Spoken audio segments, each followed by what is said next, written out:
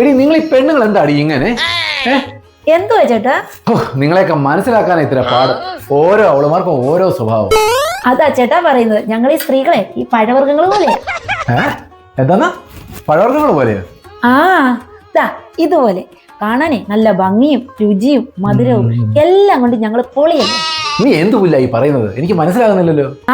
ഞങ്ങൾ ചില സ്ത്രീകളെ ആപ്പിൾ പോലെ കാണാൻ നല്ല ഭംഗിയും നല്ല ടേസ്റ്റുമാണ്. ഈ ടേസ്റ്റ് എന്ന് പറഞ്ഞാലേ നല്ല സ്വഭാവമാണ്. ഇതാ ഞങ്ങൾ ചില സ്ത്രീകളെ ഈ മുന്തിരി പോലെ കുറച്ച് കളറൊക്കെ ഉണ്ടാവും, കറുപ്പൊക്കെ ഉണ്ടാവും, പക്ഷെ നല്ല മധുരമായിരിക്കും.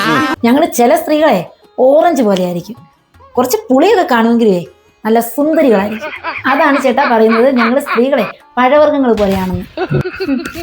സത്യമാണ് നീ പറഞ്ഞത്.